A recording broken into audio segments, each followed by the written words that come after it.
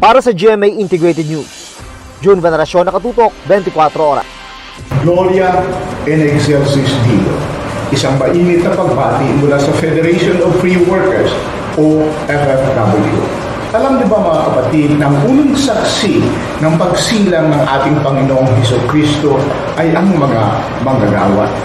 Ayon sa Ebanghelyo ni San Lucas sa Kapitulo 2, sa harap ng manggagawang nagpapastol ng mga tupa ay biglang lumitaw.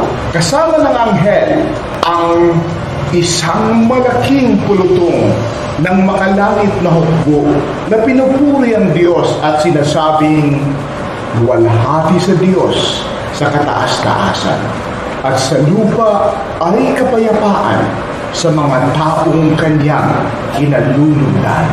Nang iniwan sila ng mga anghel at umakyat sa langit ang hukbo, ang mga manggagawa sa isa't isa'y sinabi, "Pumunta tayo sa Bethlehem at tingnan ang bagay na nangyari na pinaalam sa atin ng ating Panginoon."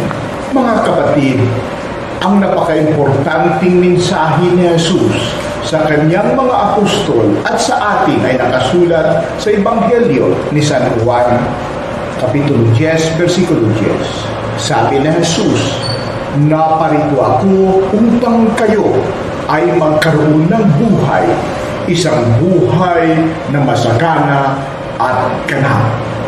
Kaya po mga kapatid, sa ating pagpunta sa mga manggagawa, sa ating pag-organisa ng union at pag-collective bargaining agreement, ay dalan natin ang mensahe ng buhay at kapayapaan kay Kristo.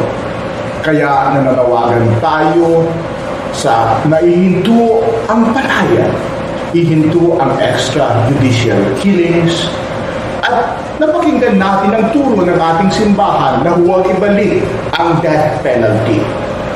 Maglikha po tayo ng mga tulay para sa pagkakaunawaan, mga tulay ng dialogo, mga tulay para mabago ang relasyon ng mga manggagawa at kapitalista, para gumpanda ang buhay ng ating mga kapitbahay, Muslim man o Kristiyano.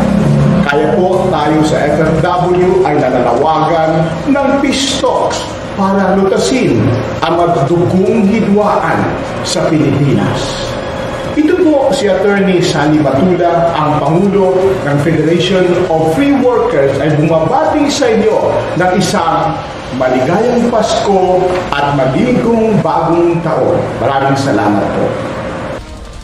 Para sa GMA Integrated News, Rafi Tima, nakatutok, 24 oras.